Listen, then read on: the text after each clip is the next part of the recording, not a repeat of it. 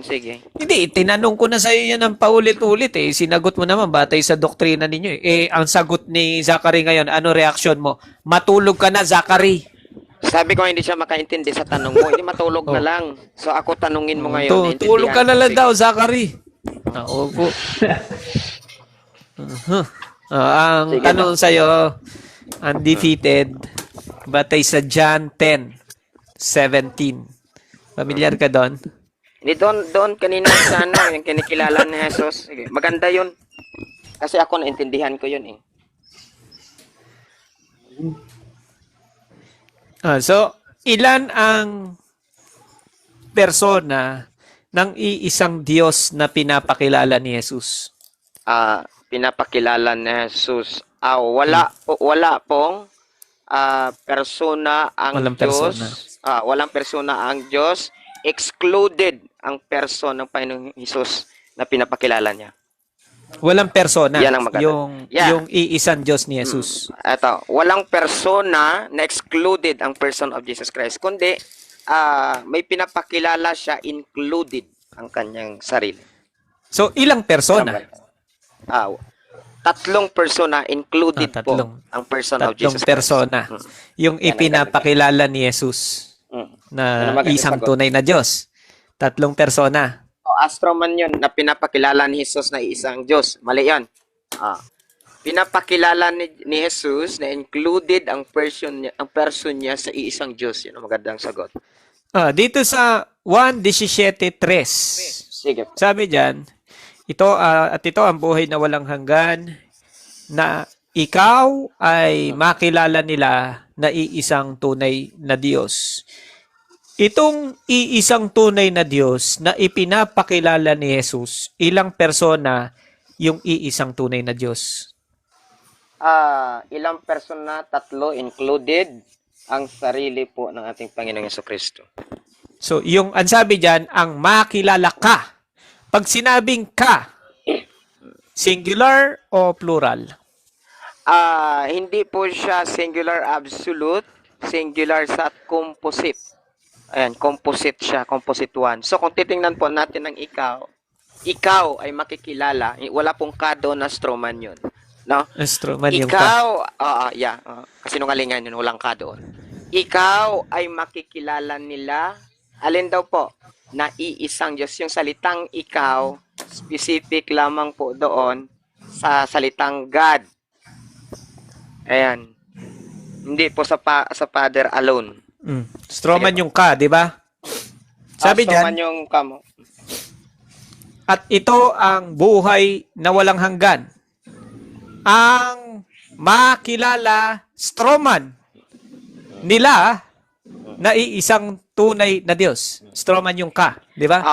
Magiging strawman siya kasi wala siya sa original. Peke man. Ha? Peke siya. Ano ba yung English ng ka?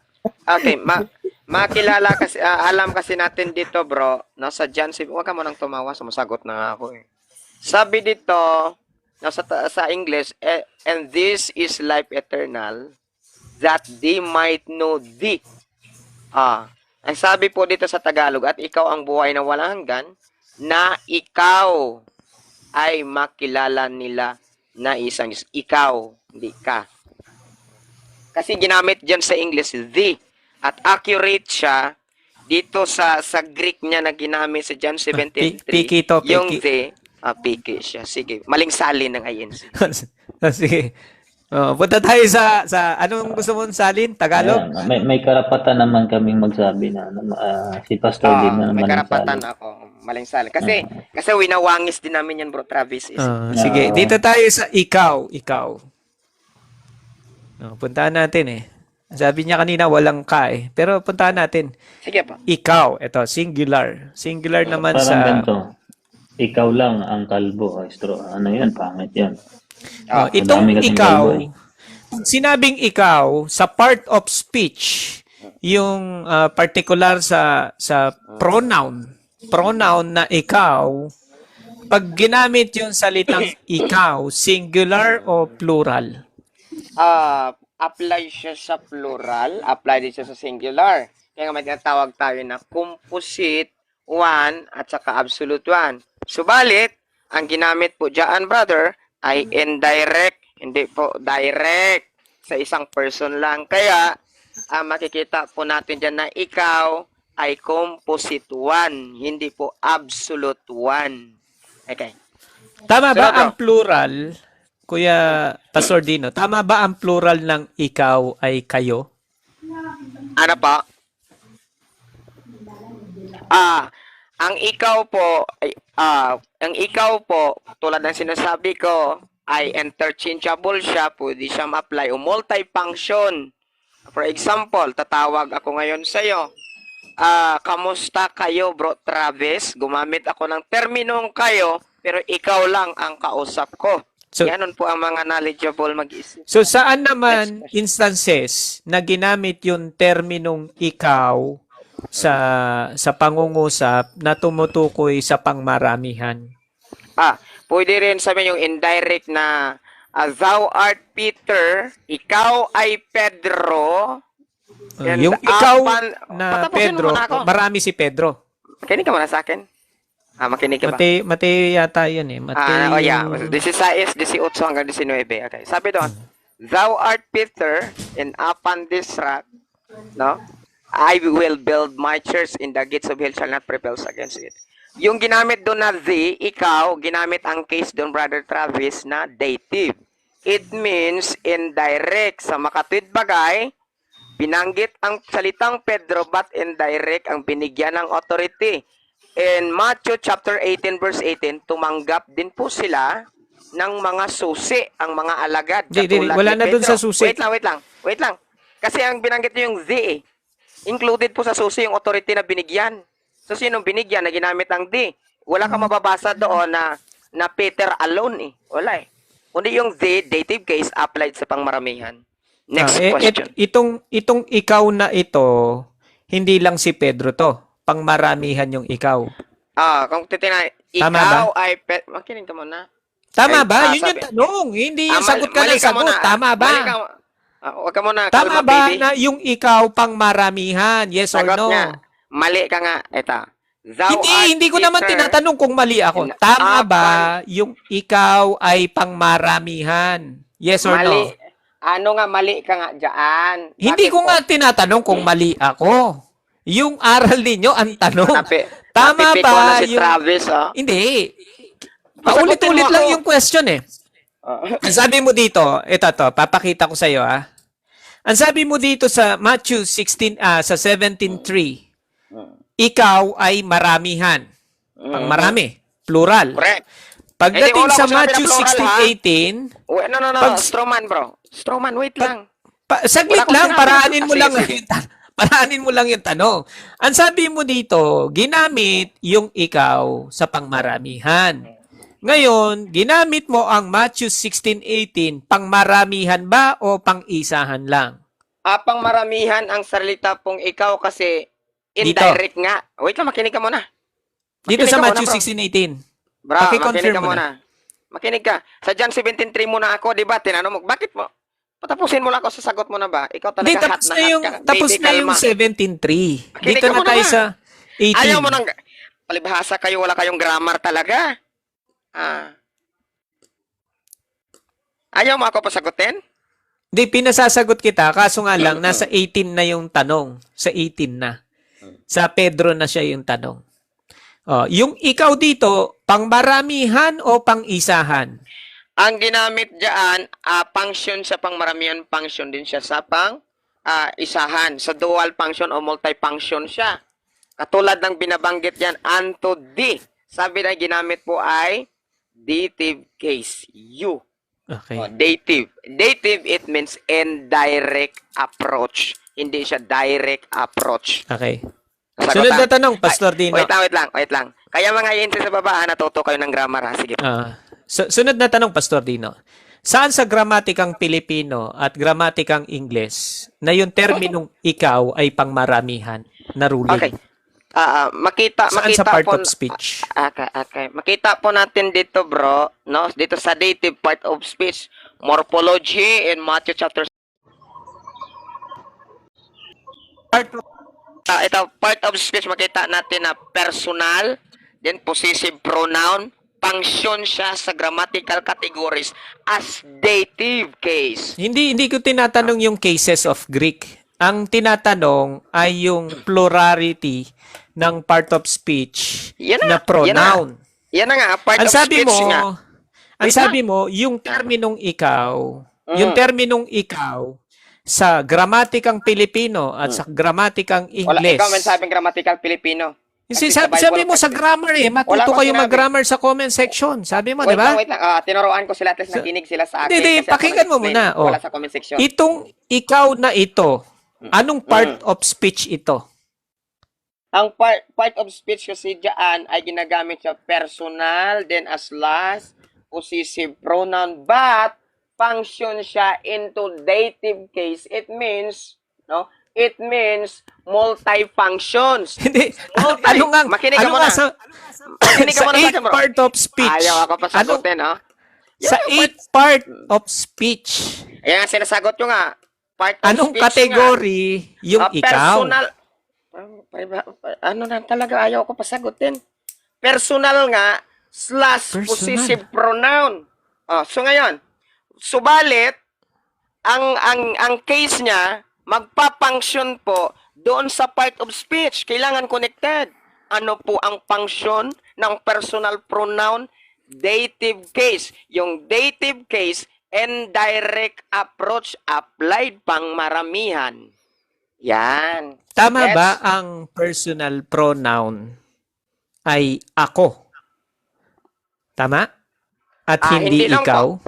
Hindi lang po. Bakit po? Pag sinabing ako, for example, ako na ang magiging model, no, ng bayang ito.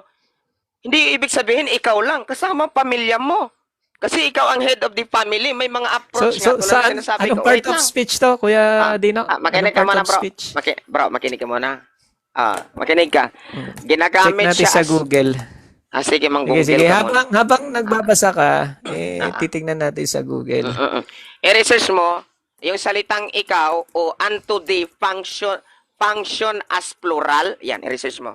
Ipa-AI mo na lang. So ngayon, kung titingnan po natin, no? Kung titingnan po natin dito sa 17.3, yes, personal pronoun siya. Yes, personal pronoun. Pero i-considered nga natin yung case. Yung kaso niya, ano yon? Ano yung system of case? Saan siya nagpa-function? Saan siya nag-a-apply? Sa dative. Ano po ba ang dative? Indirect. Yan ang pag-aaral na tama. Ito sabi ni Sige. ito sabi ni Google, sabi mo mag-AI ako. So, ang sabi dito yung part of speech na ikaw ay panghalip sa Tagalog ay pronoun, 'di ba? So ngayon tinanong ko, I-research ko. Sabi ko, i-research mo, wait lang. Singular, Ito applied yung tanong, as plural. pakinggan mo yung Yan, sunod ano mo. na tanong. Tinanong ko, singular ba ang ikaw?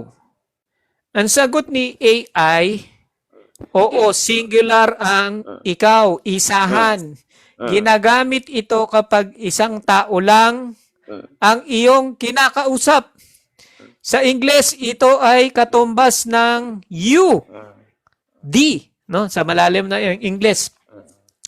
Narito ang mabilis na pagkakaiba. Ikaw or ka. Ayan, ka. Yung kanina, yung translation kanina na ka. Ito, pakita ko sa'yo. Yung ka. Ayan, ka. Sabi mo, malito. Yung, Wala sa makilala ka. Ayan, ayan. Makilala ka. Ikaw. Ang sabi ng ikaw. Ang sabi dyan sa AI, yung ikaw / ka, parehas lang. Isang tao lang or isang entity lang. Singular, sabi dyan. Kailan magiging plural? Sagot mo kasi, yung ikaw, pwede maging plural. Sagot Kapag ako. plural, ano daw? Kayo, dalawa, o higit pang tao. Ayan ang Sige. plural. Sige, Tandaan, ito, sagot. ginagamit Sagot. din ang kayo para sa isang Dinaan tao. sa Yun yung tawag, paliwanag mo appealing- kanina. appealing Just to tao, be Jis. fair enough, Just to be fair enough. Just to be fair enough. Meet ka Sabi muna, ko, Selby. Paano? ako naman. Ang Ayan, research ayan, ko naman, Sandali, hindi pa tapos. meron pa siyang mga 1 hour. Sige. So, maliwanag dito, yung Marami ikaw, pa tawa. yung, sandali lang, nagbabatin ka kasi, paano tayo matatapos ba? Pasalitain kasi. Pasalitain. Ayaw ako pasagutin, no? Di ba, ipinakita niya sa akin, it means sasagot ako Sige, kasi sige. ayaw ako pasagutin. Uranin muna Okay. natin si Pastor Dino. Baka naman Okay. aray mo. Di ba? Aray Wala mo. Okay, tama. Dinaan Sige, sa sige, tawa Pastor kasi nga. Dino. Mag-mute Bro, muna bro, ako. bro. Sige. Naunawaan ko naman si Travis, mga kaibigan, Brother Luis, especially Brother Luis and si Carrie. Kasi nga INC, it means incomplete. Bakit? Literal man na ang pagkagamit niya ng salitang ikaw, plain. Sa Bible kasi, i-considered natin ang case. I-research mo, sapagkat dative po ang case na ginamit yan sa salitang ikaw. Ito i-research mo. Kasi ang ikaw ay singular. Dahil dative case ang ginamit. Ito i-research mo, bro. Singular can be a plural in grammar. Sige nga, bro. Tuliin ka namin dito kung hindi yan papayag ang AI. Tanong? Ano yung tanong? I-research mo nga kay AI. Hmm.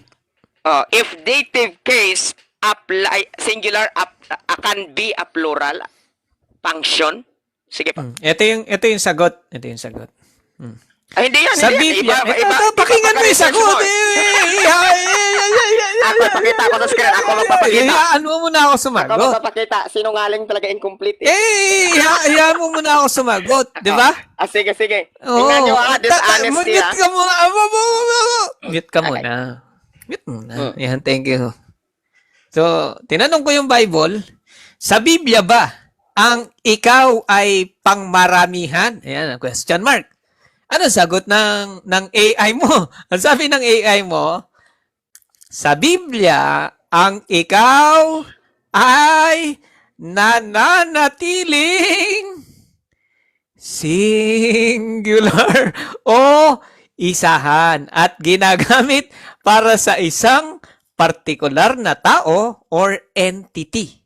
Hindi ito ginagamit bilang pangmaramihan. Ulit, hindi ito ginagamit bilang pangmaramihan. Sa halip, ang salitang kayo ang ginagamit para sa plural o maraming kinakausap. Ayan ang sagot. Ayan. Ang Maraming sagot. salamat po sa Ang pakikinig sagot. sa tunay Okay, na sagot. araw. Ito, ang King James, that is British English. Tandaan po natin. British English. Ngayon, sabi dito, ang salitang ikaw na ginamit po sa King James Version or British English, sabi niya, sa isang bagay, pwede itong mag-function, yung salitang ikaw, pwede itong mag-function bilang plural. Depende sa context at sa kaso, no? Sabi niya, that team is winning, singular verb. Sabi niya, the plural verb in British English. Sa palpak.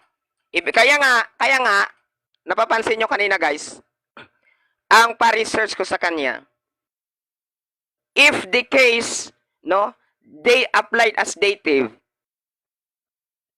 singular can be function plural. Ayaw i-research eh. Bakit? Sampalin kasi ni AI kasi. Yes, ang sagot talaga ni AI dyan. Tandaan po natin, ang Bible may principles. Kaya yung ginamit po ni Travis, plain lang, na walang connection sa Bible, sa akin connected sa Bible. Kaya makikita po natin sa morphology, kaya itong mga INC sa babae, incomplete na, walang mga alam ito eh. Kung baga po, hindi sila scholastic yung pamamaraan, kundi ay fanatic. Kahit mali na, kahit kasi INC ito, kampihan natin, anuhin natin sila, atawag nito, rayutin natin sila, kuyugin natin sila kasi mga INC tayo. Handa tayong pumatay at mapatay sa ating relihiyon. Yun baga. Pero hindi ganon, no? Ang pamamaraan ng Biblia at meron po siyang grammar. I-consider natin kasi INC, alam naman namin incomplete. Wala siyang grammar. Hindi sila marunong sa grammar. So ngayon, kung titingnan po natin ang Bible, may tinatawag doon na direct and direct, singular, function o applied as a plural, yes. Kaya nga makita ng composite one. At wala kang mababasa sa John 17:3, no? Na sinabi absolute one, na ikaw ay makikita nila. Wala kang mababasa ang absolute one. Ang mababasa diyan composition. Yan ang mababasa letra por letra. Kawawa kayo dyan sa akin. Ayan, salamat. So, babalikan ko lang, Kuya Pastor Dino. No, yung tanong mo ay dative case nga ba? Kasi dinidiin mo kanina, yung sa Matthew 16:18, ikaw ay Pedro, ang tanong kung dative case nga ba sa cases of Greek, sa 5 cases of Greek. Yan ang tanong natin. Ano sagot ng AI? No? Kung dative case nga ba ang Matthew 16:18 na ikaw ay Pedro, ano sagot ni Pastor Dino? Dative case. Ano sagot? Hindi! Hindi! Sa Mateo 16:18, ang pariralang ikaw ay Pedro sa Griego, Sue Petros ay nasaan? Anong cases? Nominative case. Hindi! Hindi! Hindi dative case. Bakit? Narito ang mga technical na paliwanag sa gramatika ng talatang ito batay sa orihinal na Griego. Ano nga ba yung nominative case or yung pangalan simuno? Subject. Subject, ayan. Pag simuno, subject yan. Ang salitang su or ikaw at Petros, Pedro ay parehong nasa nominative case kasi pronoun lang naman yung ikaw which is pertaining sa Peter, 'di ba? Kaya nominative case 'yon. Dahil sa ang simuno, subject at predicate ay nominative ng pangungusap, ginagamit ang nominative sa direktang pagtukoy o pagpapangalan. O ito naman yung dative case. Ano naman yung sa grammar ng dative case para masabing hindi dative. Ito sinako siya ng AI. Ito, saglit lang, Pastor Dino, kanina pinagpe-present ka, mamaya ka na umiyak. Ito. Dative case. Paari or pantukol. Patungkol. Patungkol. Mayroon ding dative case sa talatang ito. Meron naman palang dative case doon sa Matthew 16:18. Ngunit, eto na. Meron! Eto na. Ngunit, ay may pasubali. Meron naman dative case sa talatang ito. Ngunit, eto na yung pasubali. Ngunit, eto na yung sayang. Kanina, congratulations. Saglit lang, Pastor Tino, tahimik ka muna. Kanina, congratulations tayo. Meron dative case sa Matthew 16:18. Doon sa salitang ngunit, condolence. Condolence, nakikiramay kami. Undefeated, Condolence. Bakit? Ngunit, hindi ito ang salitang ikaw ay Pedro. Hindi yan. Mali yan. Ano ang dative case doon sa Matthew 16:18? Ang salitang nasa dative case ay ang soy or sa iyo. Ano ba yung sa iyo? Sa unang bahagi. Yun yung first clause. Ano ba yung unang bahagi? At sinasabi ko naman, sa iyo. Yun pala ang dative case, yung sa iyo. Pagka sa dulo, dative yun. Kaso, yung first, akala siguro, dulo yung ikaw ay Pedro. Mali. Subject nga yun yung ikaw ay Pedro. Diba? Ay kitang-kita. Dative ang ginagamit dito dahil ito ang tumatanggap or receiver ng kilos ng pagsasalita. Indirect object. Kaso, direct object si Peter or yung ikaw ay Peter. So, therefore, hindi tayo nagko-conclude based sa grammar ng Greek, sa cases of grammar ng Greek, nominative. Kasi siya yung subject or siya yung pasimula or siya yung simulo. Kaya, Bro. condolence to undefeated. Bro, sabi sa Sabi sa comment, Thank you, kayo thank you. daw dalawa, yung Diyos nyo AI eh. Sabi sa comment. Ako kasi, Wapakol letra sa kung for sa comment. letra, yung yo na salitang ikaw, di ba? Naintindihan nyo? Yung ikaw, yan ginamit ko. Naunawaan ko yan si Travis. Hindi nakakaunawa. Sabi ko, yung ibinigyan ng susi ka na you. So, dito, pansinin po ninyo yung you. So, ano ba ang you? Di ba totoo, soy naman ang you na ginamit? Ikaw? Ikaw at ang hindi nakakaunawa. Kaya sabi niya, admitted niya, no? Admitted niya na mayroon po talagang dative case. Pansin niya? Umamin man, dative case ang inapplied, no, sa grammatical categories, morphology, part of speech. Personal pronoun, possessive pronoun. Ano po ba ang dative? Indirect. Umamin man. Alam mo kasi, Brother Luis, ang sa akin, bro, hindi ito AI. Ito po ay strong Bible. Bible po mismo, Greek Bible. Hindi ako umaasa sa AI. Bakit? Pinapagalitan ko nga ang AI, walang alam yan eh. Kayo mga insi, huwag kayong umasa sa AI. Ikaw, Milo, Kaya mali ang binibigay ni AI. Bakit? Buta man yan si AI. Ako talaga, tingnan mo. Bible. Saan mababasa? Matthew. Soy nga.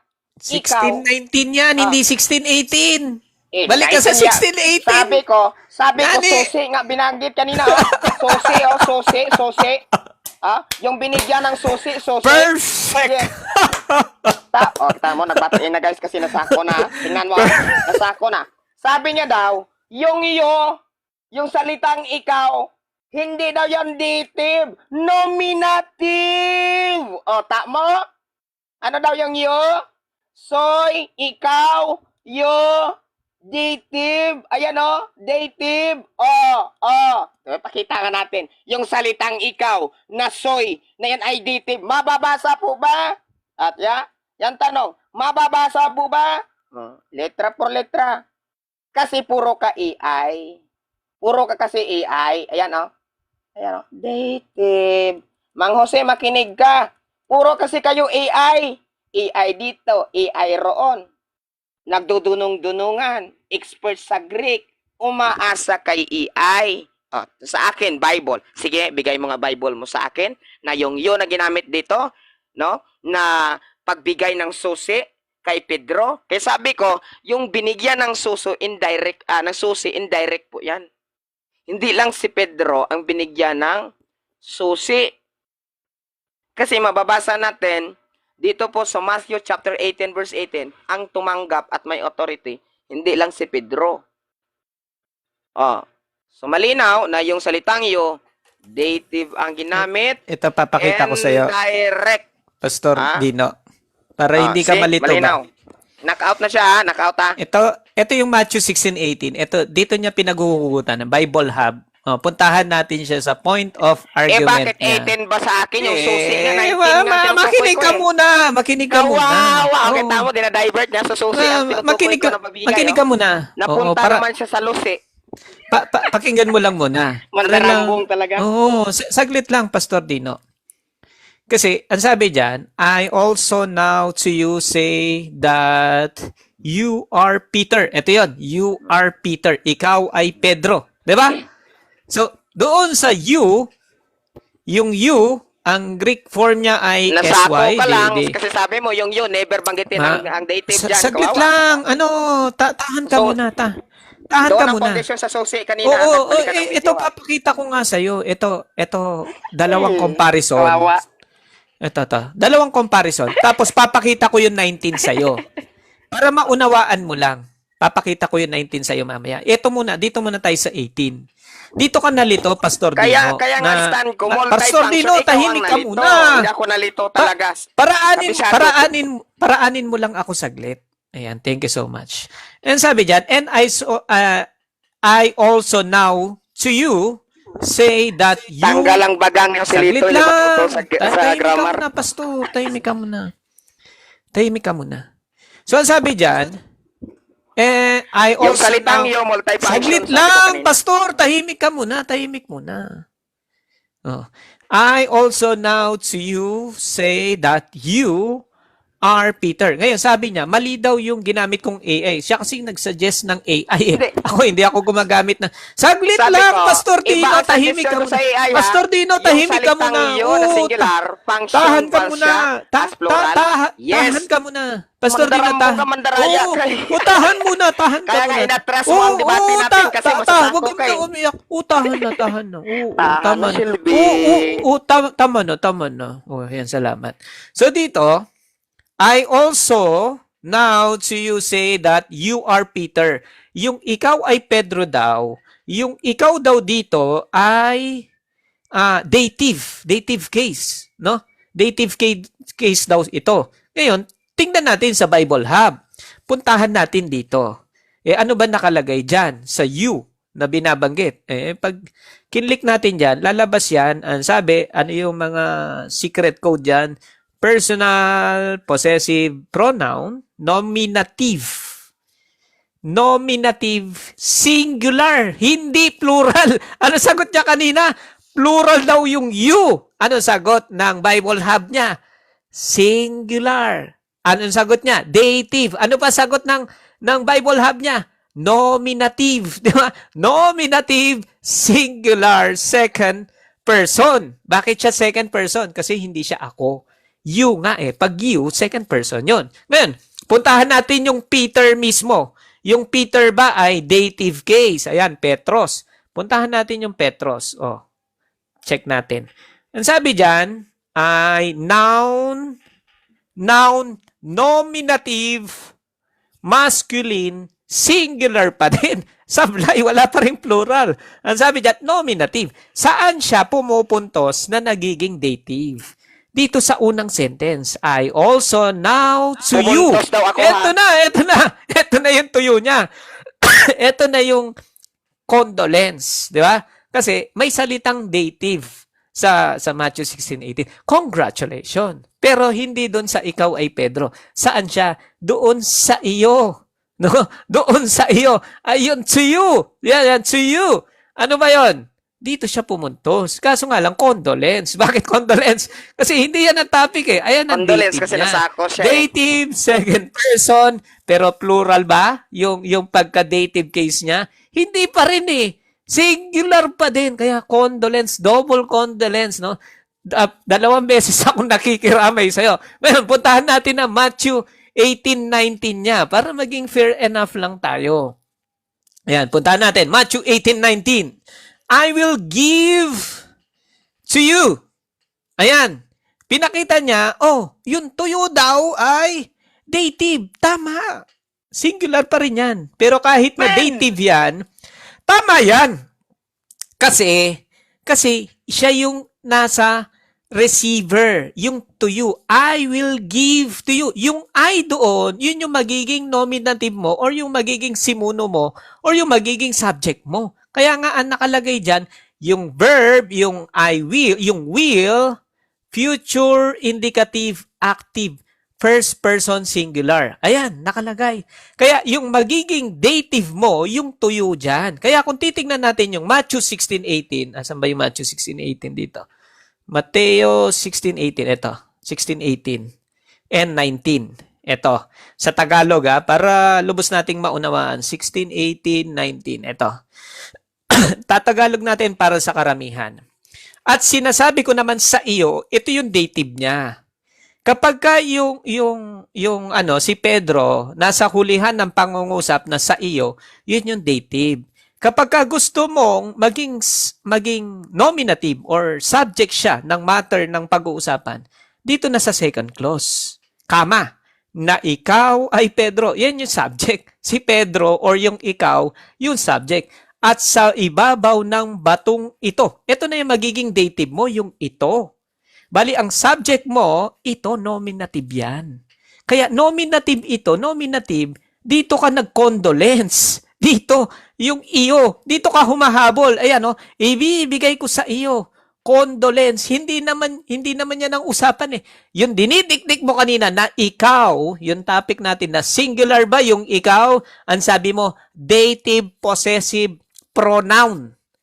plural. Ang sabi mo, plural. Anong sabi ng Bible Hub mo? Plural ba yung ano? Plural ba yung ano?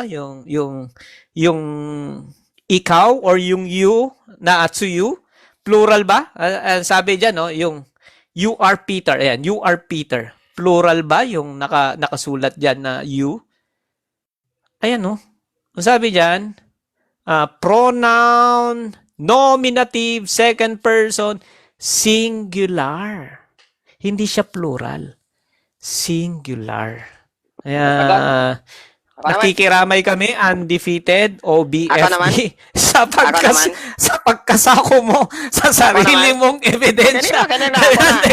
Thank you so much. Eto. Kakain muna kami. Maraming salamat po. Tatakas na yun. Nasa ako na eh. Eto. Hindi ako tatakas, pero Tingnan niyo, mag-mute muna ako. makinig ka na, makinig ka na. Muna kami Makinig ka. kasi Makinig ka. masakit. Nagutuman ka na. Napakasakit. Masakit talaga masako. Sige, ito.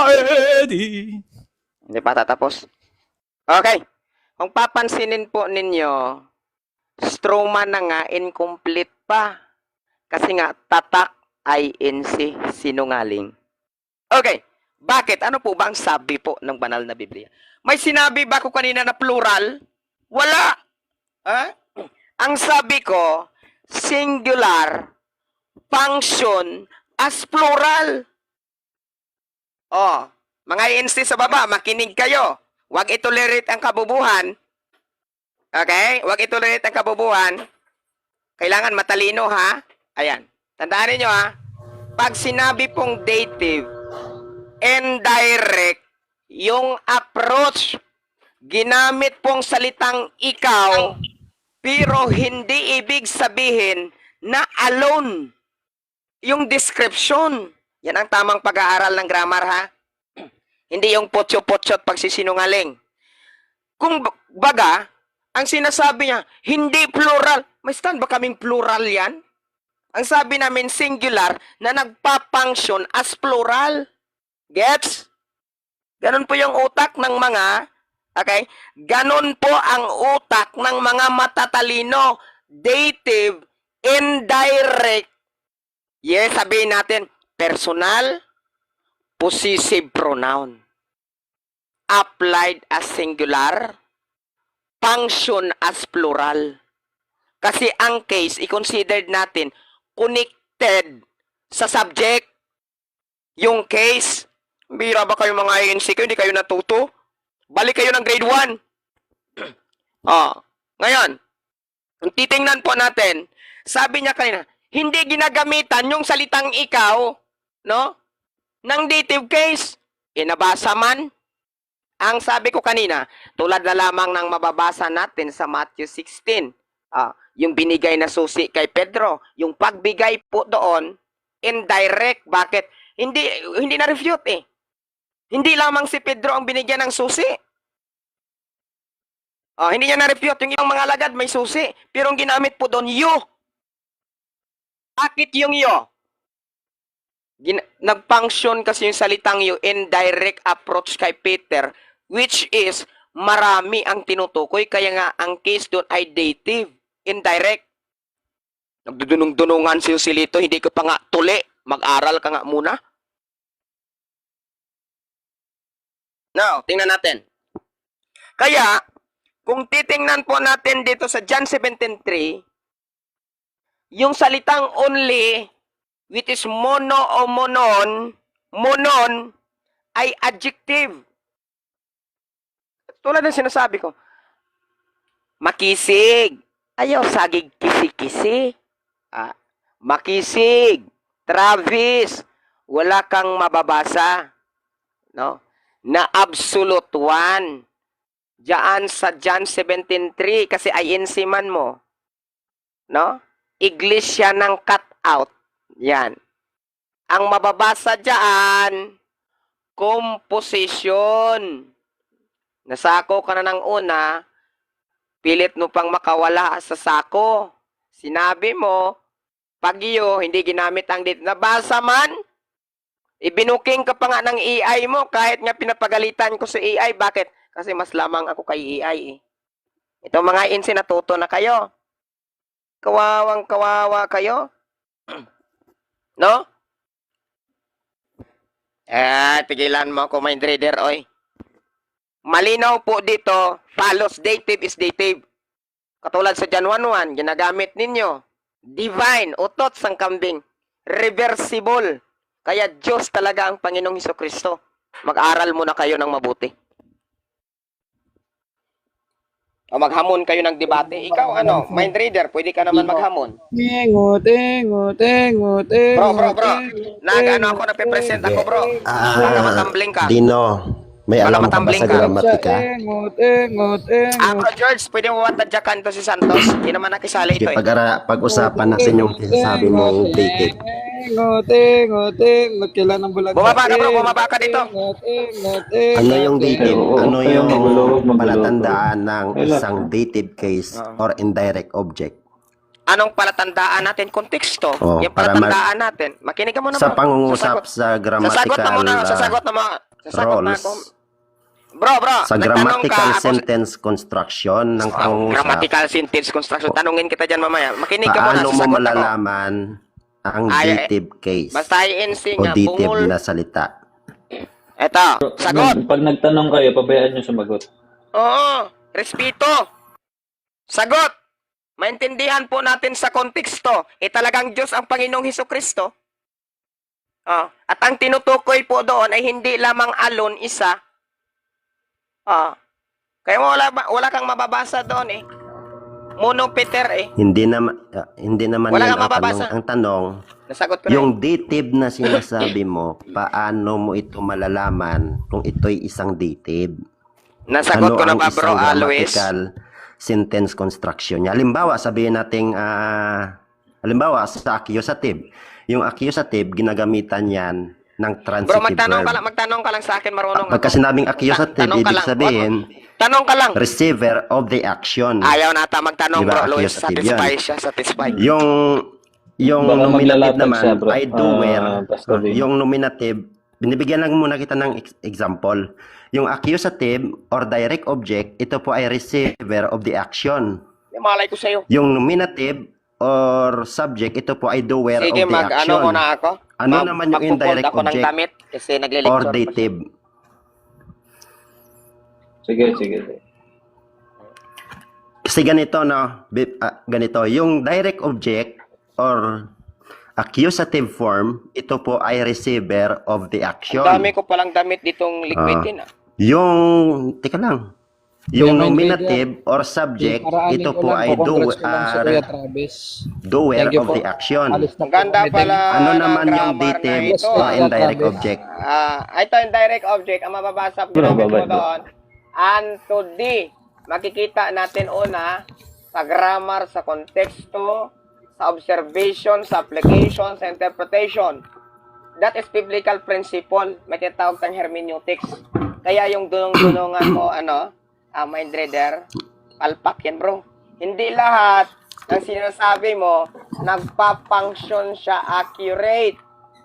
No? Meron pong ginagamit ito through context, through cases, no?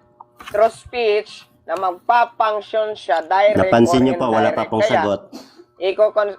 talagang akong sasagot, nagtanong ka eh. Kaya makikita po natin. Hindi pa po nasagot. Sumagot ako. Nasagot ko ba, bro Luis? Narinig mo ba sinasagot ko? Ulit. Ito. Yung accusative or direct object, ito po ay receiver of the action. Yun po ang accusative.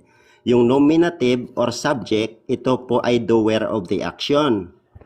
Yung possessive or genitive, ito po, it possess something or it shows relationship. Yun ang genitive. Yung vocative, ito po ay direct address. AI Ano mo, naman yung oo. dative? Makikita nga natin tulad Or, ng dative, indirect nga. Ano naman yung dative indirect or receiver. indirect object? Yun lang. Indirect receiver nga. Ibig sabihin, hindi lamang siya. Dative. Simple. Totoo ka. Kung mabasa ko ngayon, aalis ko sa INC. Tama? Bakit? Sapul ka eh. Diba? Pag masagot, ang sagot naman niya, parang kinukuti. Kaya nga takot kayo sa debate sa amin eh.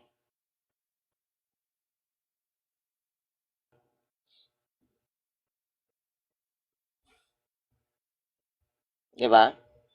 Lalaban ka ba, mind reader, sa debate? Yan ang question. Lalaban ka ba sa debate?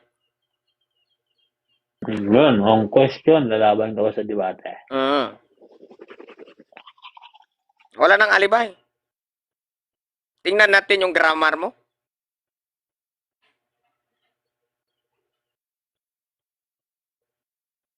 Kasi pag sa debate, doon mo malalaman lahat eh. Parang Correct. nasaktan si Pastor Dino sa Ano, bro? condolence. Parang Wala nasaktan kami. ka sa condolence. Wala kami nasaktan kasi panalo ako kasi nag-conclude ka na wala pong dative. Inabasa man? Na yung Maganda nga yun, dative bro, pala mind reader. napapunction sa sa'yo. Pamalian mo si, pastor. Oo. Pamalian mo yan. Di ba? Kasi, alam mo kasi May mga punto naman yung mo pamalian mo lang. MCGI, Catholic, Baptist, aware naman kami sa mga INC. No? Sabi ko, mind reader, hindi indirect object. And direct receiver, for example, kay Peter. So, yung binigyan ng susi nila si Pedro. Indirect yung approach. Kaya natuto ka. So, Kaya, nasaan banda doon? kaya, wait lang, nasaan hindi pa ako tapos. banda doon Hindi pa ako yung tapos. indirect object? Hindi pa ako tapos, bro. Hindi pa ako sinasabi mo. tapos. Ibigay mo nga Hindi yung pa ako- salita Wala akong na tinutukoy indirect indirect object object. doon Ang sabi ko, indirect Ibigay mo. receiver. para Kaya nga malaman sabi natin. ko, makinig ka muna, lalaban ka ba sa debate? Total, totoo Dito na totoo ngayon, kasos na. ngayon. Yung Sige po, talata na pinakita Bro mo Luis, kanina, ibigay i-moderate mo po kami, Bro Luis. saan banda Pwede ba, doon bro? yung indirect Sige object. po, imo-moderate tayo. Mo, brother viewers ta. Tingnan sige, natin bro, kung hanggang Luis. saan ka. Bro George, sige. Doon tayo, sige. Bro George. Ano nyo nga, pwede ba mag-moderate? Sino ba? Sige, Brandon, pakita busy nga, ako, nasa pakita yung trabaho talata ako. na sinasabi niyang indirect object. Ipakita. Ano, Bro Luis? Sige nga. Ipakita mo ang ako talata sa, na na lang, nagsasabing si Bro indirect Ninyo. object. Patunayan ko, Para Brother sa Luis, ganun itong malaman paksa. natin. Ito, Bro Luis, patunayan ko ang paksa na yung dative apply po doon sa you. Okay? Oh, Ikaw. sige. Tika lang, Sige anong po. talata ngayon? Para sa Hindi, sila kakapasok ko lang lang kasi kasi. nasa trabaho lahat. ako. Sa lahat. Lahat. Basta Anong salitang talata? ikaw. Sa lahat. Ikaw ay Pedro? Yung Hindi po. ganon? Hindi. Lahat na Sa ikaw talata ay sa Pedro, Bible, yung ikaw makinig ka doon, muna. yun ang dative. Hindi ka kasi nakikinig, may bulaho ka eh. Ito, pag sinabi po kasi na na yung ikaw, applied siya sa dative case. Yan ang paksa. Kahit saan po, open tayo sa Bible, Yung lahat. ikaw. Oo. Yung ka. Ano naman yung ka? Wala akong pakialam sa Diba, ka. may Doon ikaw, ka, ikaw ang mo. gusto ko. Diba? Ikaw, Iyo. ikaw ang gusto kong paksa. Hindi ka lang, sa Tagalog na nga tayo na gramatika. Kasi sa Tagalog na Yung bang gramatika, ikaw, hindi ba yan, ikaw, hindi ba yung Tagalog? merong ka, merong Wala mo, akong pakialam sa ka. Yung merong ikaw, iyo, yung ikaw, merong yung sayo, ikaw. di ba? Hayaan mo na yung Kung sayo, ang yung ikaw sa ay akin, sa dative, akin. ano naman Ay, yung ambot sa'yo. ka? Wala pang debate.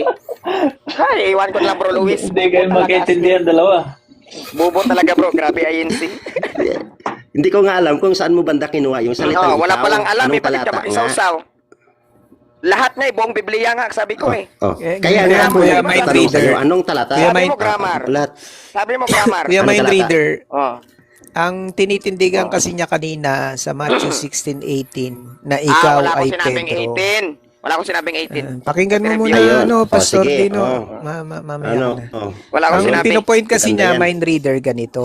Yung ikaw daw ay plural doon sa ikaw ay Pedro. Nag-uusap ang dalawang INC. Tapos, yung ikaw daw ay dative. Doon sa Matthew 16:18 na Pinali ikaw na siya ng ay reference Pedro. niya.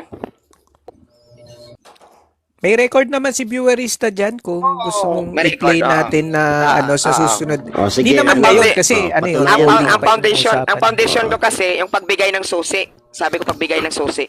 So, may binigay ba daw sa 16 na susi? Lasing ka ata. Sige, ganito na lang. Ganito na lang, no, Dino, ganito na lang. Patunayan mo na yung ikaw ay dative case at Oh, yes. patunayan mo na plural sa Matthew 16:18. Function as Tutulan plural. ko. Na ikaw Sige. ay Pedro. Sige. Ngayon na? Sige, sige, patunayan mo Sige. plural. Sige. Patunayan ko function as plural. Okay? Ngayon na. Ngayon na. Ipitan ha? Ipitan ha? Wala next question ha? Relive muna natin, relive.